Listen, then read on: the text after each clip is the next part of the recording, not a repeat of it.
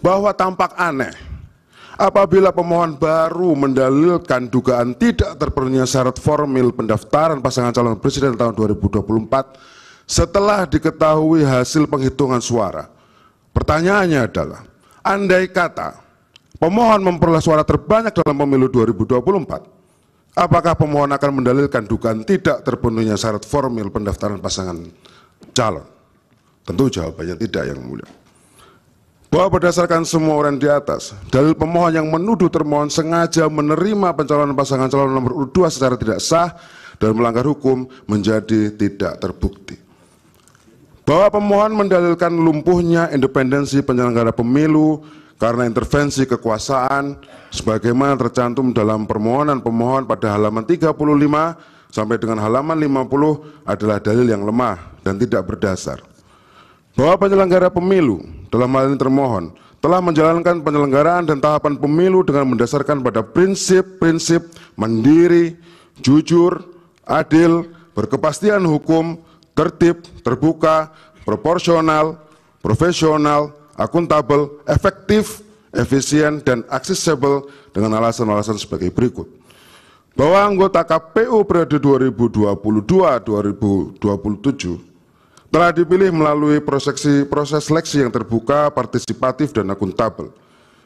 Bahwa sebagai bagian dari proses seleksi yang terbuka, partisipatif, dan akuntabel, dibentuklah tim seleksi KPU dan Bawaslu tentunya, yang didasarkan pada keputusan Presiden nomor 120/P tahun 2021 tentang pembentukan tim seleksi calon anggota KPU masa jabatan tahun 2022-2027 dan calon anggota Bawaslu masa jabatan tahun 2022-2027. Bahwa Kepres 120/P tahun 2021 merupakan tindak lanjut dari perintah pasal 22 Undang-Undang Pemilu yang memerintahkan Presiden untuk membentuk tim seleksi dari berbagai unsur, yakni unsur pemerintah, akademisi, dan masyarakat.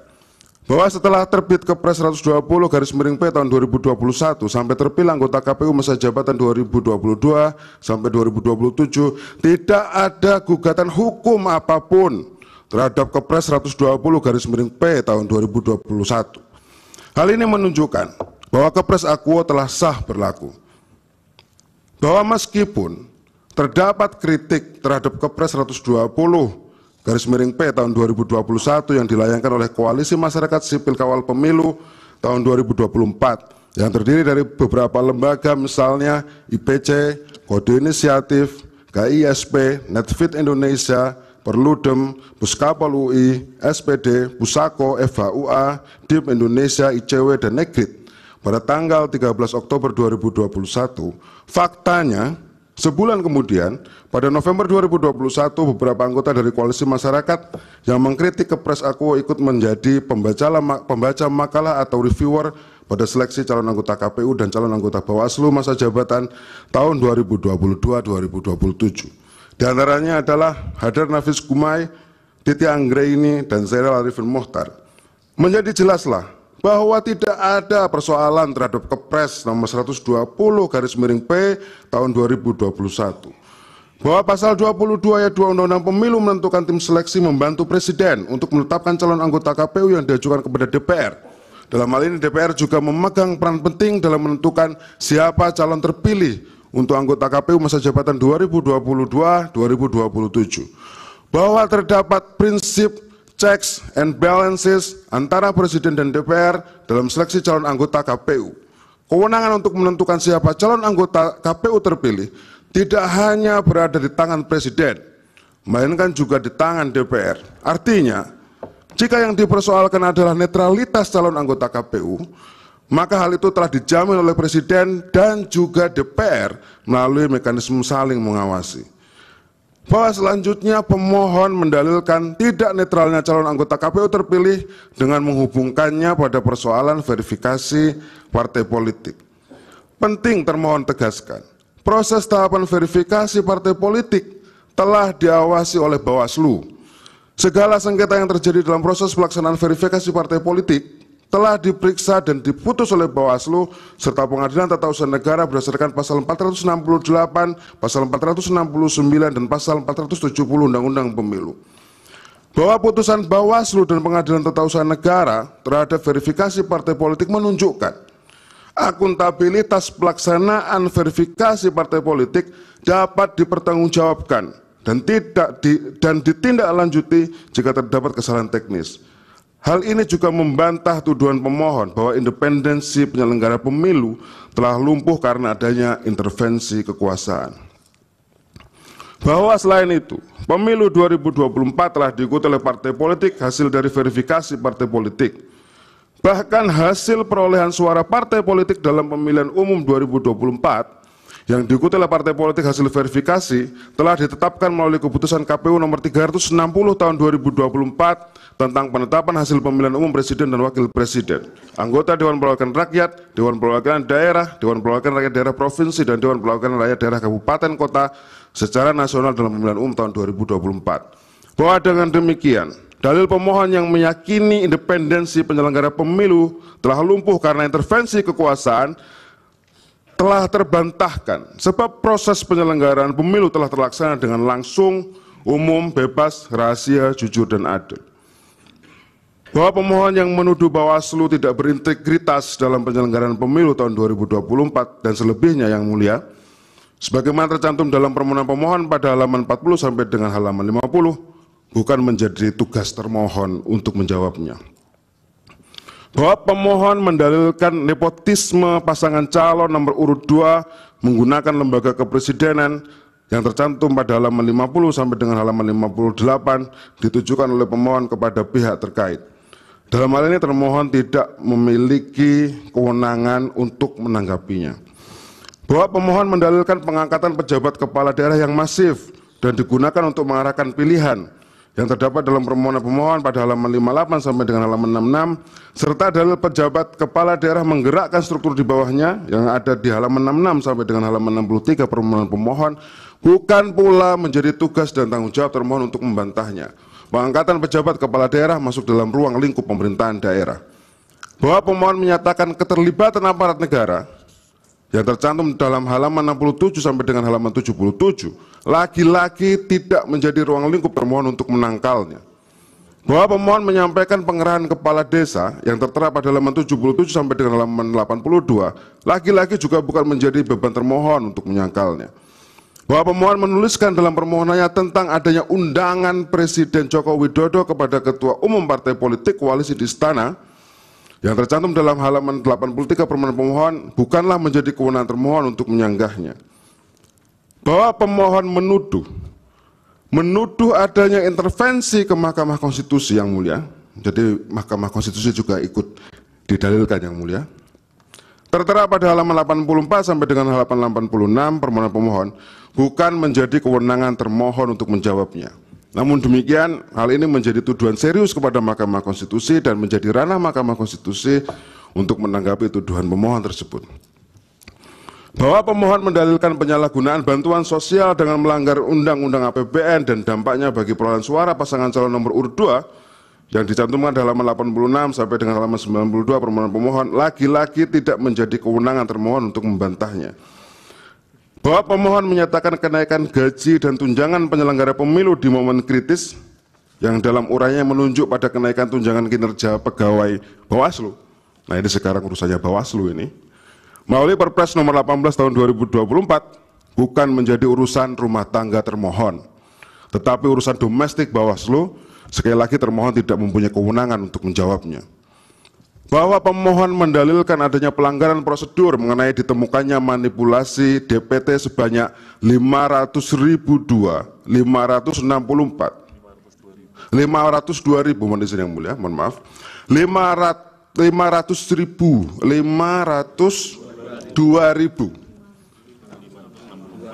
ya. Yang mana yang benar itu? 502.000 yang mulia. 564 pada bulan Juli 2023 di Jawa Tengah telah diperiksa dan diputus oleh Bawaslu Jawa Tengah melalui putusan nomor 001-LP-BW-SL-PP-Prof-14.00/2 Romawi/2024 tanggal 6 Maret 2024. Amar putusan aku menyatakan terlapor dalam hal ini KPU Provinsi Jawa Tengah tidak terbukti secara sah dan meyakinkan melakukan perbuatan melanggar tata cara, prosedur atau mekanisme pada tahapan pemilu sesuai dengan ketentuan peraturan perundang-undangan. Bahkan Bawaslu RI telah menerbitkan putusan koreksi nomor 001-BWSL-00.00/00/3 tanggal 20 Maret 2024. Amar putusan aku menyatakan menolak permintaan koreksi yang diajukan oleh Listiani Widyaningsih sebagai pelapor dan menguatkan putusan Bawaslu Provinsi Jawa Tengah nomor 001/LP dan seterusnya tanggal 6 Maret 2024. Bahwa dengan demikian yang mulia, tuduhan pemohon terhadap manipulasi DPT yang juga dilaporkan ke Bawaslu dan belum mendapatkan putusan, klaimnya belum mendapatkan putusan yang mulia, adalah tuduhan yang manipulatif. Sebab faktanya Bawaslu Provinsi Jawa Tengah telah menerbitkan putusan pada tanggal 6 Maret 2024 dan Bawaslu RI telah menerbitkan putusan koreksi pada tanggal 20 Maret 2024. Hal ini menunjukkan dalil pemohon tidak didasarkan pada data yang faktual dan cenderung manipulatif. Jika demikian, siapa yang sebenarnya manipulatif? Pemohon atau termohon? Bahwa pemohon mendalilkan adanya surat suara yang tercoblos pada pasangan calon nomor urut 2 ada di TPS 0101 Desa Lemah Dhuwur, Kecamatan Adiwerno, Kabupaten Tegal, Jawa Tengah. Faktanya KPPS telah memberikan surat suara pengganti dan menyatakan surat suara yang dianggap tercoblos sebagai surat suara rusak. Pada saat ini pihak-pihak yang menuduh adanya surat suara tercoblos telah diproses dan ditindak melalui penegakan tindak pidana pemilu. Kasusnya sudah viral yang mulia. Bahwa peristiwa dugaan surat suara tercoblos di TPS 18 Kecamatan Brebes, Jawa Tengah adalah dalil yang tidak jelas karena tidak menyebutkan di desa mana. Namun demikian, jika peristiwa yang dimaksud oleh pemohon tersebut terjadi di TPS 18 Desa Pasar Batang, Kecamatan Brebes, Jawa Tengah, maka telah dilayani dan surat suara yang diduga tercoblos telah dianggap sebagai surat suara yang rusak. Bahwa dalil pemohon yang menyebutkan terdapat 23.000 surat suara yang dikirim via pos sudah tercoblos di Kuala Lumpur, Malaysia, dan 82.000 alamat yang tidak jelas untuk pengiriman surat suara, faktanya telah dilakukan pemungutan suara ulang untuk semua jenis metode pemilihan, baik metode pos, kotak suara keliling, maupun metode tempat pemungutan suara luar negeri pada tanggal 10 Maret 2024. Bahwa pemohon menyebutkan adanya penyelundupan 2 surat suara yang tercoblos pada foto pasangan calon nomor urut 2 tanpa identitas dan tanda tangan ketua KPPS ke dalam kotak suara di TPS 41 Sidomulyo, Marpoyan Damai, Kota Pekanbaru, Provinsi Riau. Pada faktanya 2 surat suara tersebut tidak dimasukkan dan tidak menjadi bagian dari hasil suara sah untuk salah satu pasangan calon. Bahwa pemohon mendalilkan adanya pengurangan suara paslon nomor urut 1 di TPS 006 Kelurahan Soco, Kecamatan Dawe, Kabupaten Kudus adalah tidak benar dan tidak berdasar. Pada faktanya tidak ada pengurangan suara. Bahwa faktanya perolehan suara paslon nomor urut 1 di TPS 006 Kelurahan Soco, Kecamatan Dawe, Kabupaten Kudus memang 9 suara. Dalam dokumen C hasil PPWP tidak terjadi pengurangan apapun terhadap perolehan surat suara paslon nomor urut 1. Bahwa pemohon mendalilkan adanya pengurangan suara paslon nomor urut 1 di TPS 001 Kelurahan Kalirejo, Kecamatan Kebumen, Kabupaten Kebumen adalah tidak berdasar dan tidak benar. Tidak ada suara paslon nomor urut 1 yang hilang.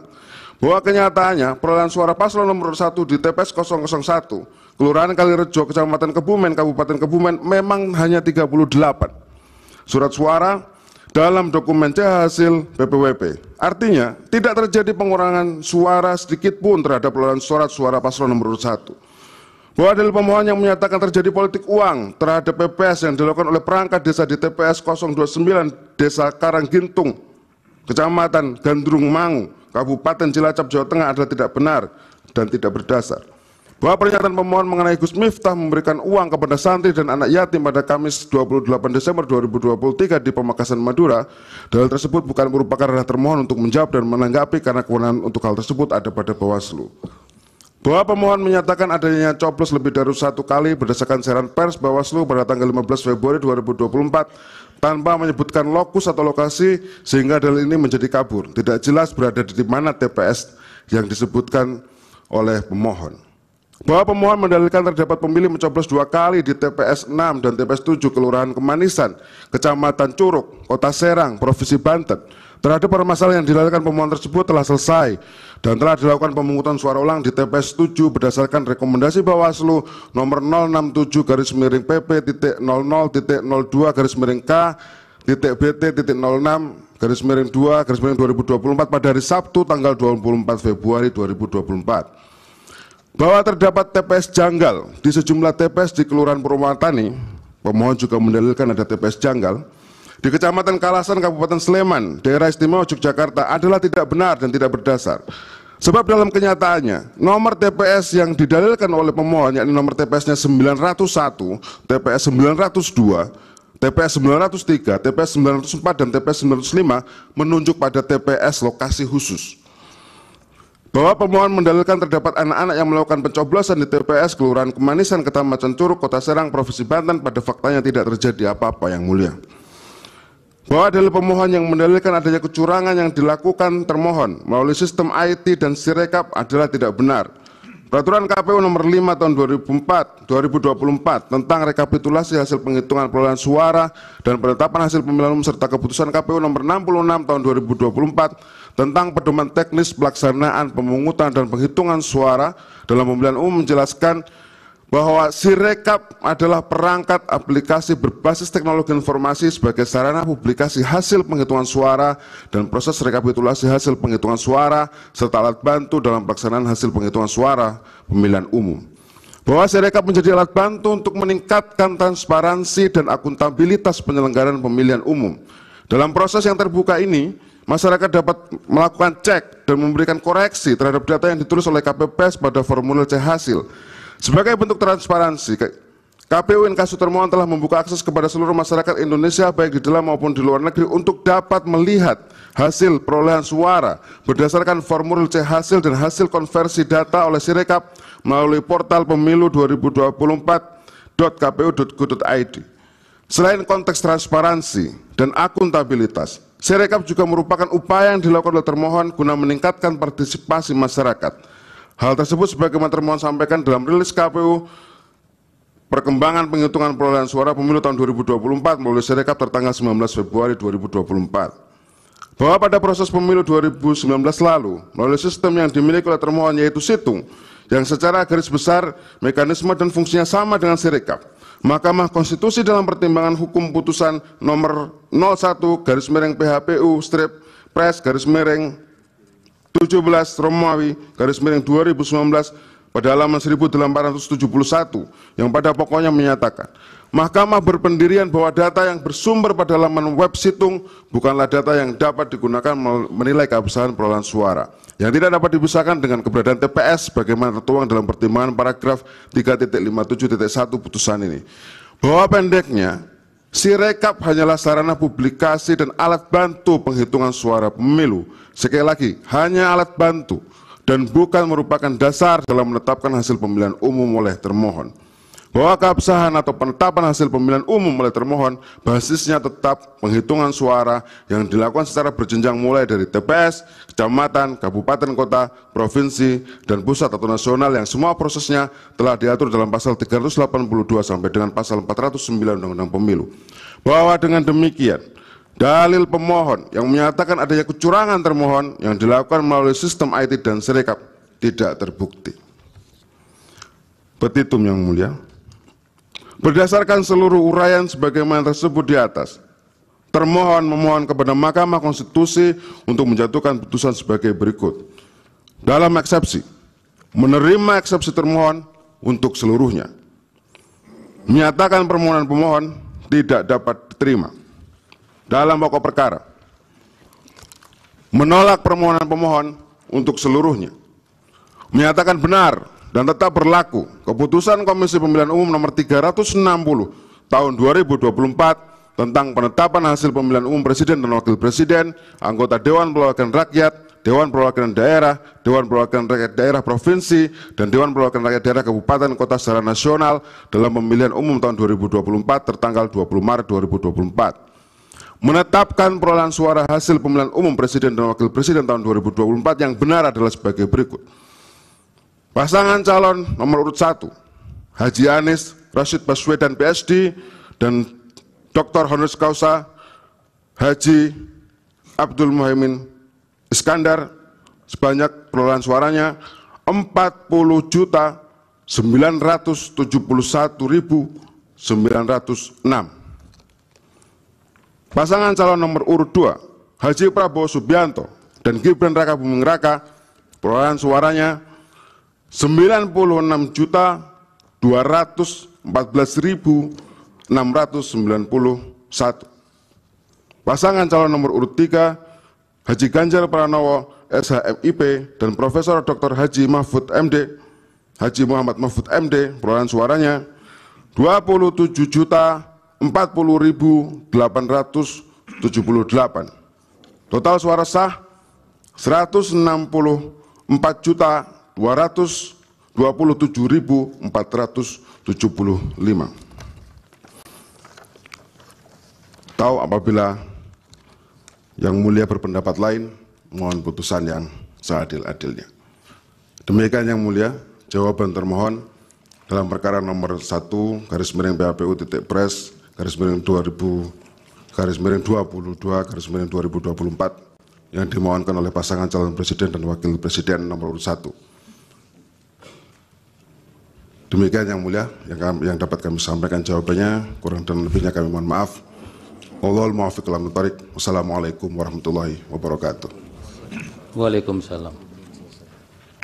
Siapa yang ingin membacakan untuk jawaban nomor 2? Untuk yang hadir supaya perhatikan, jangan main handphone ya, daripada nanti ditegur secara langsung kurang bagus, apalagi disuruh keluar sama security. Silakan Pak.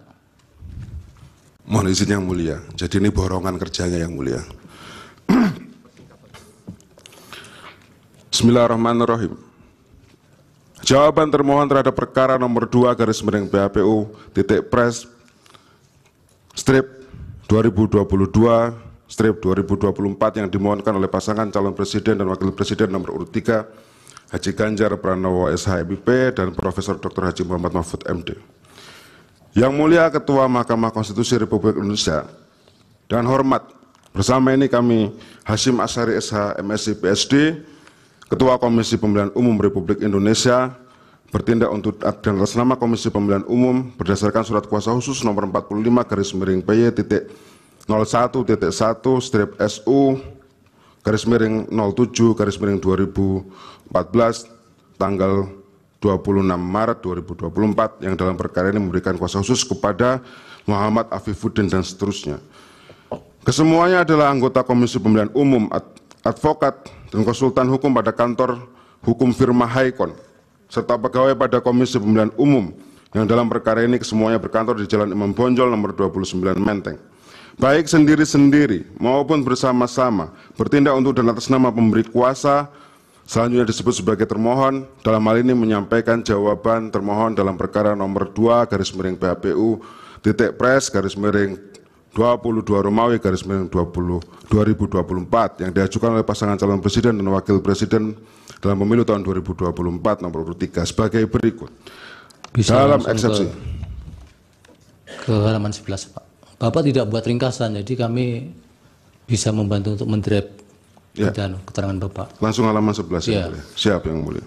Angka 2 itu. Ini juga membantu kami yang mulia karena puasa-puasa juga biar lebih cepat. Angka 2. Tidak sinkronnya antara bagian posita dan petitum permohonan. Bahwa bagian posita permohonan pemohon akuo sebagian besar adalah klaim pemohon mengenai pelanggaran dan kecurangan dalam proses pemilu 2024. Bahwa apabila bagian posita permohonan tersebut dikaitkan dengan bagian petitum permohonan, maka nyata-nyata terdapat ketidaksinkronan yang diuraikan sebagai berikut. Posita permohonan pemohon mendalilkan adanya pelanggaran dan kecurangan yang bersifat TSM dalam proses pemilu 2024 antara lain berupa abuse of power yang terkoordinasi. Ini model baru yang mulia, jadi selain TSM ada APT namanya sekarang, abuse of power yang terkoordinasi. Yang didalilkan antara lain dilakukan oleh Presiden, bahwa dalam permohonan pemohon sebagian besar berisi uraian yang berkaitan dengan pelanggaran dan atau kecurangan yang dilakukan oleh Presiden dan jajarannya. Namun fakta hukumnya Presiden bukanlah peserta pemilu dan bukan pula pihak yang berperkara dalam sengketa PHPU Akuo. Sehingga argumentasi permohonan pemohon baik yang termuat dalam posita maupun petitum permohonan menjadi tidak tepat disampaikan dalam sengketa PHPU ini dan salah sasaran. Karena hal tersebut tidak berkaitan dengan termohon. Sehingga hal tersebut menjadikan tidak sinkronnya posita dengan petitum pemohon yang mendiskualifikasinya salah satu paslon presiden dan wakil presiden sebagai berikut. Dianggap dibacakan yang mulia. Nomor 4, posita permohonan pemohon mendalilkan adanya pelanggaran dan kecurangan yang bersifat terstruktur, sistematis, dan masif dalam proses pemilu antara lain berupa abuse of power yang terkoordinasi yang dilakukan antara lain dilakukan oleh Presiden. Hal tersebut juga tidak ada kaitannya atau hubungannya dengan petitum 4 pemohon tentang permohonan pemungutan suara ulang. Sebagai berikut dianggap dibacakan. Bahwa perkara Akuo adalah tentang perselisihan hasil pemilihan umum sehingga harus ada persandingan hasil penghitungan suara antara versi pemohon dibandingkan dengan versi termohon. Bahwa apabila disimak dari segenap dalil-dalil permohonan pemohon baik dalam posita maupun petitumnya, maka sama sekali bukan tentang persandingan hasil penghitungan suara dan selisih penghitungan suara, tetapi tentang klaim, pelanggaran dan kecurangan dalam proses pemilu, dan ujung-ujungnya adalah petitum yang meminta diskualifikasi salah satu paslon presiden dan wakil presiden dan permintaan pemungutan suara ulang tanpa mengikutsertakan paslon presiden dan wakil presiden yang didiskualifikasi. Sedemikian menjadi nyata, jelas dan terang benderang bahwa posita-posita pemohon tersebut tidak sinkron dengan petitum permohonan. Penyebutan lokus dan identitas TPS dalam permohonan tidak jelas dan tidak spesifik. Bahwa dalam permohonan pemohon terdapat penyebutan dan TPS yang tidak jelas lokusnya, antara lain dianggap dibacakan yang mulia, bahwa dengan demikian kekurang cermatan dalam pengidentifikasian 5.449 TPS tersebut menjadikan permohonan pemohon menjadi tidak jelas dan kabur karena tidak dijelaskan di mana TPS-TPS-nya. Eksepsi permohonan pemohon tidak sesuai dengan format permohonan sesuai ketentuan hukum acara. Menurut termohon, permohonan pemohon tidak sesuai dengan syarat formil dan material permohonan dengan alasan-alasan sebagai berikut. Bahwa ketentuan tentang permohonan PHPU diatur dalam pasal 8 ayat 6 PMK Tata Beracara PHPU Pilpres, dianggap dibacakan yang mulia.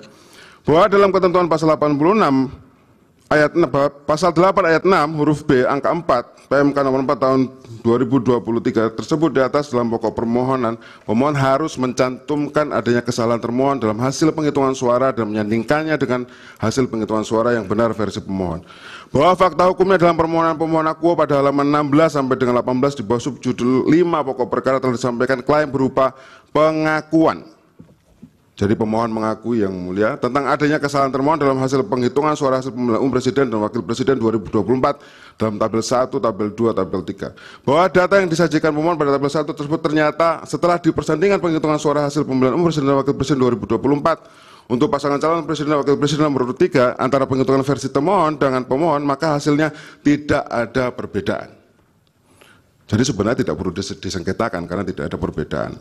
Tidak ada perbedaan jumlah atau dengan kata lain tidak ada selisih hasil penghitungan suara pemilihan umum presiden dan wakil presiden 2024 untuk pasangan calon presiden dan wakil presiden nomor urut 3 baik di 38 provinsi ditambah luar negeri. Bahwa data yang disajikan pemohon pada tabel 2 yang berisi data penghitungan suara hasil pemilihan umum presiden dan wakil presiden 2024 untuk pasangan calon presiden dan wakil presiden nomor urut 1 baik di 38 provinsi ditambah luar negeri, maka setelah dipersandingkan antara perhitungan versi termohon dengan pemohon hasilnya juga tidak ada perbedaan jumlah atau dengan kata lain tidak ada selisih perhitungan suara hasil pemilihan umum presiden dan wakil presiden 2024 untuk pasangan calon presiden dan wakil presiden nomor urut 1. Bahwa pemohon telah membuat pengakuan berupa tidak adanya perbedaan jumlah atau tidak ada selisih hasil penghitungan suara hasil pemilihan umum presiden dan wakil presiden 2024 untuk pasangan calon presiden dan wakil presiden nomor urut 3. Bahwa namun pada halaman 18 sampai dengan 19 permohonan pemohon ditampilkan tabel 3 yang berisi data penghitungan suara hasil pemilihan umum presiden dan wakil presiden 2024 untuk pasangan calon presiden dan wakil presiden nomor urut 2 baik di 38 provinsi ditambah luar negeri, maka setelah dipersandingkan antara perhitungan versi termohon dengan pemohon hasilnya atau selisihnya adalah berbeda 100% karena hasil penghitungan suara hasil pemilihan umum presiden dan wakil presiden 2024 untuk pasangan calon presiden dan wakil presiden nomor urut 2 versi pemohon adalah 0 atau nihil. Bahwa penghitungan suara hasil pemilihan umum presiden dan wakil presiden 2024 untuk pasangan calon presiden dan wakil presiden nomor urut 2 versi pemohon adalah 0 atau nihil sebagaimana termuat dalam tabel 3 tersebut dikarenakan adanya pelanggaran TSM, pelanggaran prosedur pemilihan menurut pemohon. Bahwa klaim terjadinya pelanggaran bersifat TSM dan pelanggaran prosedur pemilu sebagaimana uraian pemohon tersebut dilakukan oleh siapa atau pihak mana dan apa yang kaitannya dengan perhitungan suara hasil pemilihan umum presiden dan wakil presiden oleh termohon. Bahwa makna dari penghitungan adalah hasil dari proses menghitung. Namun klaim pemohon dalam tabel 03 tersebut bukan lagi hasil dari proses menghitung dan mempersandingkan hasil penghitungan hingga akhirnya dapat diketahui selisihnya, tetapi tentang klaim pemohon yang tidak menghitung perolehan suara pasangan calon presiden dan wakil presiden nomor urut 2, padahal dalam pasal 8 ayat 6 huruf B angka 4 PMK nomor 4 tahun 2023 tersebut di atas permohonan pemohon disyaratkan memuat hasil penghitungan suara yang benar menurut pemohon, bahwa permohonan pemohon akuo tidak sesuai dengan pasal 8 ayat 6 huruf B angka 4 PMK nomor 4 tahun 2023 tentang tata beracara dalam perkara perselisihan hasil pemilihan umum presiden dan wakil presiden. Dalam pokok permohonan, bahwa termohon menolak setiap maupun seluruh dalil, pernyataan, keterangan, dan argumen yang disampaikan oleh pemohon kecuali yang secara jelas, tegas, dan tertulis diakui kebenarannya oleh termohon. Bahwa pemohon mendalilkan nepotisme ditujukan oleh pemohon kepada pihak terkait. Dalam hal ini termohon tidak memiliki kewenangan untuk menanggapinya. Bahwa terkait pelanggaran TSM, termohon menyampaikan bahwa dalil pemohon yang menyatakan Mahkamah Konstitusi seyogianya memeriksa permohonan pemohon yang mempermasalahkan pelanggaran terstruktur masif dan sistematis karena alasan adanya kekosongan hukum dalam Undang-Undang Pemilu dan instrumen penegakan hukum pemilihan umum yang tidak berjalan secara efektif adalah dalil yang sama sekali tidak tepat dan tidak benar. Bahwa sudah ada ketentuan hukum yang dijadikan sebagai acuan dan dasar untuk memeriksa dan memutus dugaan pelanggaran terstruktur, sistematis, dan masif, sekurang-kurangnya terdapat 3 peraturan perundang-undangan yang saling terkait atau dapat dikaitkan yang menjadi hukum dalam memeriksa dugaan nepotisme yang mengarah pada pelanggaran administratif, yakni Undang-Undang tentang Pemilu, Undang-Undang tentang Penyelenggaraan Negara yang Bebas dan Bersih dari Korupsi, Kolusi dan Nepotisme, dan Peraturan Bawaslu nomor 8 tahun 2022 tentang penyelesaian pelanggaran administratif pemilihan umum. Bahwa pemeriksaan dugaan pelanggaran administratif pemilu yang terjadi secara struktur, sistematis, dan masif sebagaimana dilakukan oleh pemohon yang diatur dalam pasal 286 ayat 1, junto pasal 286 ayat 6, dan pasal 463 ayat 1, junto pasal 460 ayat 1 Undang-Undang Pemilu, dimana dengan perbuatan atau tindakan yang melanggar tata cara, prosedur, atau mekanisme yang berkaitan dengan administrasi pelaksanaan pemilihan umum dalam setiap tahapan penyelenggaraan pemilihan umum dan atau perbuatan atau tindakan menjanjikan dan atau memberikan uang atau materi lainnya untuk mengambil penyelenggara pemilihan umum dan atau pemilih. Bahwa dalam Undang-Undang Pemilu, lembaga yang diperintahkan untuk memeriksa dugaan 2 jenis pelanggaran administratif yang TSM adalah Bawaslu. Bahwa dengan demikian, jika terdapat dugaan pelanggaran administratif yang TSM dalam pemilu, maka Bawaslu lah yang diberikan kewenangan untuk memeriksa. Bahwa apakah nepotisme yang melahirkan abuse of power yang terkoordinasi yang mengarah pada pelanggaran TSM dalam pemilu sebagaimana tuntutan pemohon tidak dapat diperiksa oleh Bawaslu? Tentunya tidak. Bawaslu tetap bisa memeriksa dugaan abuse of power yang terkoordinasi sebagaimana dalil pemohon itu. Bahwa definisi mengenai nepotisme diatur dalam pasal 1 angka 5 Undang-Undang 28 tahun 99 yang menyatakan nepotisme adalah setiap perbuatan penyelenggara negara secara melawan hukum yang menguntungkan kepentingan keluarganya dan atau kroninya di atas kepentingan masyarakat, bangsa, dan negara. Bahwa selanjutnya definisi mengenai pelanggaran administratif pemilu yang terjadi secara struktur, sistematis, dan masif diatur dalam pasal 1 angka 33 Perbawaslu 8 2022 yang menyebutkan dianggap dibacakan yang mulia. Bahwa dalam pasal 56 ayat 2 Perbawaslu 8 tahun 2022 tersebut disebutkan TSM dalam pelanggaran administratif pemilu meliputi kecurangan yang dilakukan oleh aparat struktural baik aparat pemerintah, penyelenggara pemilu secara kolektif atau secara bersama-sama. Pelanggaran yang direncanakan secara matang, tersusun dan sangat rapi, dan dampak pelanggaran yang sangat luas pengaruhnya terhadap hasil pemilu, bukan hanya sebagian. Bahwa jika disandingkan ketentuan pasal 1 angka 5 Undang-Undang 28 tahun 99 dan pasal 1 angka 33 junto pasal 56 ayat 2 Perbawaslu 8 tahun 2022, terdapat kesesuaian antara definisi nepotisme dengan definisi pelanggaran administratif pemilu yang TSM. Kesesuaian tersebut setidak-tidaknya sama-sama memuat adanya perbuatan, adanya subjek yang melakukan penyelenggara negara, aparat pemerintah, penyelenggara pemilu, adanya perencanaan yang matang, dan adanya perbuatan yang melawan hukum. Bahwa bersandingnya Undang-Undang 28 tahun 99 dan Perbawaslu 8 tahun 2022, serta ditambah dengan berjajarnya Undang-Undang Pemilu, membuat dugaan nepotisme dalam pemilihan TSM dapat diperiksa berdasarkan ketiga peraturan tersebut. Bahwa dengan demikian, dalil pemohon yang menyatakan terdapat kekosongan hukum, sehingga Mahkamah Konstitusi harus memeriksa dugaan nepotisme dalam penyelenggaraan pemilu yang TSM menjadi runtuh. Sebab Undang-Undang Pemilu, Undang-Undang 28 tahun 99 dan Perbawaslu 8 tahun 2022 telah cukup menjadi dasar hukum yang berlaku sebagai dasar dalam memeriksa dugaan nepotisme dalam penyelenggaraan pemilu yang TSM.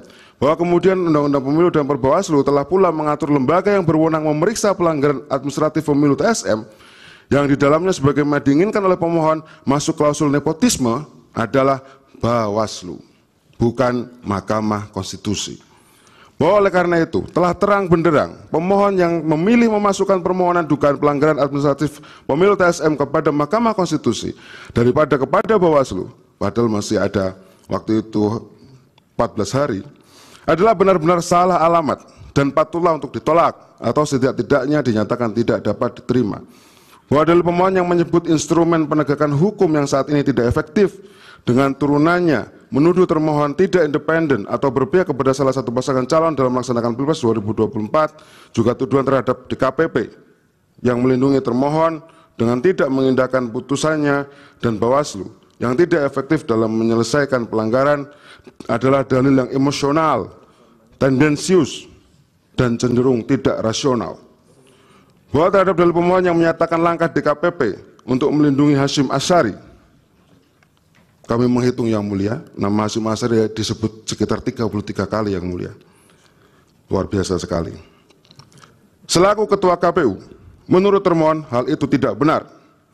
Faktanya, jika diperbandingkan dengan KPU periode sebelumnya, pelanggaran terhadap Ketua KPU lebih banyak pada periode yang lalu. Berikut rekapitulasi sanksi putusan DKPP antara KPU periode 2022 sampai 2027 dengan KPU periode 2017 sampai 2022. Arif Budiman, jumlah pengaduan 45, rehabilitasinya nanti dibaca sendiri, mohon maaf para pihak. Intinya adalah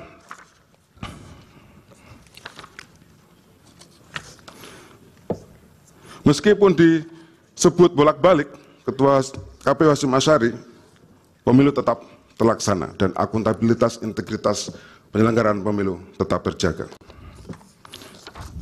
Hebat sekali berarti Hasyim ini. Kami lanjutkan yang mulia. Yang tertulis Pak, jangan ditambah-tambah begitu. Itu. Siap yang mulia. Siap yang mulia. Tidak usah. Ya. Jadi yang ada yang tertulis saja. Siap yang mulia. Kami lanjutkan, mohon izin yang mulia. Bahwa pemohon mendalilkan termohon dianggap menunjukkan keberpihakannya terhadap salah satu pasangan calon presiden dan wakil presiden berdasarkan dua alasan. Termohon dianggap langsung menerapkan putusan MK nomor 90 garis miring PUU strip 21 Romawi garis miring 2023 secara leksikal. Dan termohon dianggap langsung menerapkan putusan MKRI nomor 90 dan seterusnya tahun 2023 tanpa mengubah PKPU nomor 19 tahun 2023. Bahwa terhadap dalil tersebut, termohon memberikan jawaban sebagai berikut. Bahwa pada dasarnya tidak ada tindakan, perbuatan maupun produk hukum yang termohon terbitkan yang hanya ditujukan untuk kepentingan salah satu pasangan calon. Karena setiap tindakan, perbuatan maupun produk hukum yang termohon terbitkan itu berlaku dan mengikat secara umum bagi setiap warga negara Indonesia, termasuk kepada setiap pasangan calon presiden dan wakil presiden. Bahwa termohon telah menerbitkan peraturan KPU nomor 19 tahun 2023 dan seterusnya, sebagaimana diubah dengan peraturan KPU nomor 23 dan seterusnya. PKPU pencalonan tersebut berlaku untuk semua pasangan calon. Bahwa berdasarkan ketentuan pasal 169 huruf Q Undang-Undang Pemilu junto pasal 13 ayat 1 huruf Q Peraturan KPU nomor 19 tahun 2023 pada pokoknya mengatur berkaitan dengan batas minimum usia bakal calon presiden dan wakil presiden.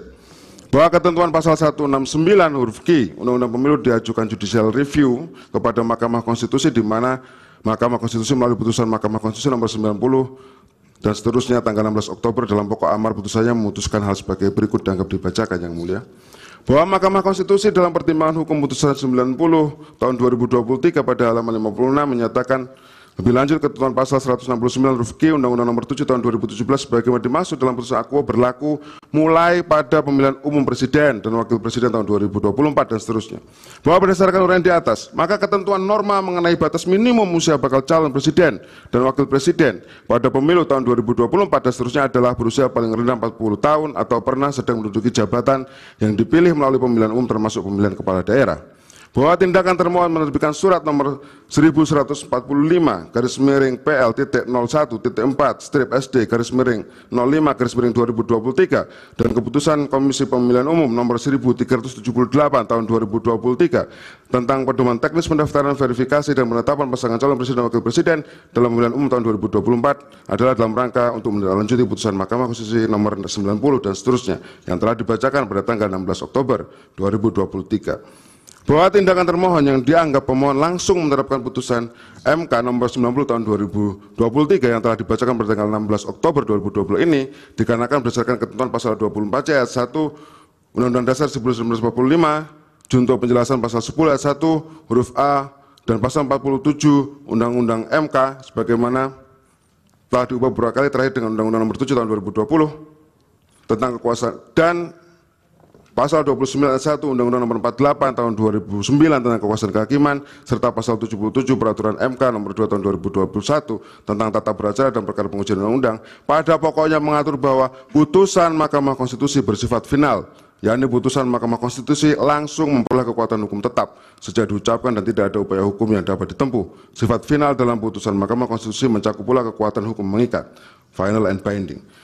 Bahwa di samping itu, secara teoritis, menurut Supri Asari, Merinde, dan kawan-kawan dalam tulisannya pada Jurnal Konstitusi, volume 10 nomor 4, Desember 2013, dengan judul Modal dan Implementasi Putusan Mahkamah Konstitusi dalam Pengujian Undang-Undang, Studi Putusan tahun 2003 sampai 2012, menyatakan bahwa salah satu bentuk putusan Mahkamah Konstitusi adalah putusan yang bersifat langsung dan dapat dieksekusi, atau self-implementing, yang artinya, putusan Mahkamah Konstitusi pada prinsipnya berlaku terhadap ketentuan yang dinyatakan dibatalkan dan tidak berlaku lagi, tetapi hal tersebut tidak menimbulkan kosongan hukum, sehingga pada umumnya putusan tersebut secara otomatis dieksekusi tanpa perlu ditindaklanjuti oleh lembaga lain. Itu berkaitan putusan 90 ya Pak? Ya. Langsung ke 33, Oke, angka 17.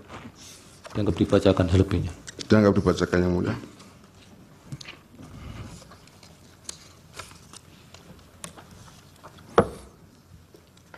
Halaman 33. Angka 17. Bahwa termohon inkasu KPU telah melakukan mekanisme penyusunan dan penetapan peraturan KPU nomor 23/2023 dengan berpedoman pada ketentuan peraturan perundangan dengan mekanisme sebagai berikut. Mekanismenya dianggap dibacakan yang mulia. Bahwa pada setiap tahapan yang dilakukan oleh termohon inkasu KPU dalam menyusun dan menetapkan peraturan KPU nomor 23 tahun 2023, mulai dari mendasarkan pada kewenangan yang dimiliki, berkonsultasi dengan DPR, harmonisasi, persetujuan final dalam pleno, penandatanganan dan pengajuan permohonan pengundangan serta publikasi di laman resmi JDH KPU adalah guna melaksanakan asas pembentukan peraturan perundang-undangan yang baik sebagaimana diatur dalam pasal 5 Undang-Undang nomor 12 tahun 2011 tentang pembentukan peraturan perundang-undangan. Sebagaimana telah beberapa kali diubah terakhir dengan Undang-Undang nomor 13 tahun 2022 tentang perubahan kedua atas Undang-Undang nomor 12 tahun 2011 tentang pembentukan peraturan perundang-undangan. Bahwa dengan demikian, dalil pemohon yang menyatakan adanya keberpihakan termohon terhadap pasangan calon nomor 2 adalah tuduhan yang tidak benar dan sudah seharusnya untuk ditolak. Sedemikian berdasarkan segala tersebut di atas, dalil pemohon itu patut dinyatakan oleh Mahkamah sebagai dalil yang tidak mendasar menurut hukum. Bahwa terhadap dalil pemohon tentang pelanggaran prosedur pemilihan, bahwa terkait kelebihan dan kekurangan surat suara termohon mempunyai mekanisme kontrol terkait dengan distribusi surat suara karena penerimaan surat suara dibuatkan dengan berita acara. Apabila ada surat suara yang kurang, maka akan ada permohonan pemenuhan kekurangan surat suara dan dilandasi dengan berita acara. Apabila ada surat suara yang ditemukan tidak layak sebelum pemungutan suara, maka dimintakan ganti terhadap surat suara yang tidak layak tersebut. Kemudian surat suara yang tidak layak tersebut dimusnahkan. Hal ini juga tertuang dalam berita acara. Pada saat proses pemungutan suara, surat suara yang tidak digunakan maka diberi tanda X sebagai tanda agar tidak disalahgunakan dan dicatat dengan C plano yang bisa dilihat oleh semua orang termasuk saksi. Hal ini menandakan mekanisme kontrol yang dibuat oleh KPU mempunyai unsur transparan dan mekanisme yang dibuat oleh KPU juga dapat diakses oleh semua orang. Hal ini membuktikan bahwa KPU memiliki mekanisme kontrol yang kuat terhadap kebijakan distribusi surat suara. Bahwa untuk membuktikan sekaligus membantah dalil pemohon terkait kelebihan surat suara, berikut termohon sampaikan gambaran di 2 provinsi, adapun provinsi lain termohon sudah menyiapkan semua alat buktinya termasuk isu pada kekurangan surat suara yang sekaligus dipersoalkan oleh pemohon. Tabel mohon dianggap dibacakan yang mulia. Kelompok penyelenggara pemungutan suara tidak menjelaskan cara pemungutan suara dan penghitungan suara yang ditujukan oleh pemohon, bahwa pemohon mendalilkan adanya kelompok penyelenggara pemungutan suara yang tidak menjelaskan cara pemungutan dan penghitungan suara di 5.449 TPS. Pemohon mengutipnya dari Bawaslu. Bahwa data di atas masih sangat umum dan tidak jelas baik waktu maupun lokasi TPS yang spesifik, ada permasalahan seperti yang disampaikan oleh pemohon. Bahwa dalil pemohon yang berkaitan dengan adanya kelompok KPPS yang tidak menjelaskan cara pemungutan dan penghitungan suara ini juga tidak ada pengaruh atau signifikansi terhadap perolehan hasil pemilu sehingga tidak masuk kualifikasi perselisihan hasil pemilihan umum. pemilih menggunakan haknya lebih dari sekali, bahwa pemohon mendalilkan adanya pemilih menggunakan haknya lebih dari satu kali yang terjadi di 2.413 TPS, sumbernya dari Bawaslu, bahwa data di atas masih sangat umum dan tidak jelas baik waktu maupun lokasi TPS yang spesifik ada permasalahan yang seperti disampaikan oleh pemohon. Bahwa dalil pemohon yang berkaitan dengan adanya pemilih menggunakan haknya lebih dari satu kali dan tidak menjelaskan dan menjabarkan daerah mana saja yang tidak terjadi pemilih menggunakan haknya lebih dari satu kali sehingga termohon tidak menanggapinya lebih lanjut dan juga tidak ada pengaruh atau signifikansinya terhadap perolehan hasil pemilu, oleh karena tidak masuk kualifikasi perselisihan hasil pemilihan umum. Surat suara yang sudah tercoblos, bahwa pemohon mendalilkan adanya surat suara yang tercoblos pada pasangan calon nomor 2 ada di Provinsi Jawa Barat. Faktanya KPPS telah memberikan surat suara pengganti dan menyatakan surat suara yang dianggap tercoblos sebagai surat suara yang rusak. Pada saat ini pihak-pihak yang menuduh adanya surat suara tercoblos telah diproses dan tidak ditindak melalui penegakan tindak pidana pemilu. Bahwa peristiwa dugaan surat suara tercoblos di Provinsi Jawa Barat adalah dalil yang tidak jelas karena tidak menyebutkan di TPS mana atau desa kelurahan mana. Namun demikian jika peristiwa yang dimaksud oleh pemohon tersebut terjadi di Provinsi Jawa Barat, maka telah dilayani dan surat suara yang diduga tercoblos telah dianggap sebagai surat suara yang rusak. Penghitungan dilakukan sebelum waktu pemungutan selesai.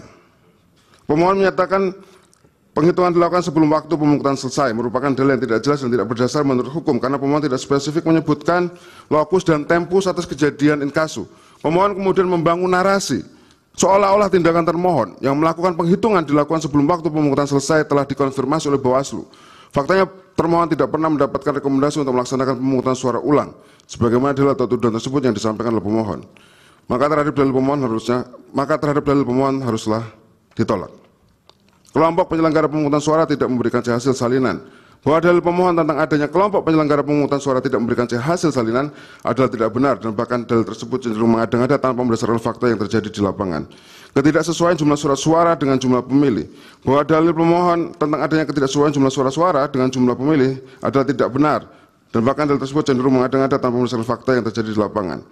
Permasalahan Sirekap, bahwa dalil pemohon yang mendalilkan adanya kecurangan yang dilakukan oleh termohon melalui sistem IT dan Sirekap adalah tidak benar. Keputusan KPU nomor 66 tahun 2024 menyatakan bahwa Sirekap adalah perangkat aplikasi berbasis teknologi informasi sebagai sarana publikasi hasil penghitungan suara dan proses rekapitulasi hasil penghitungan suara serta alat bantu dalam pelaksanaan hasil penghitungan suara pemilu.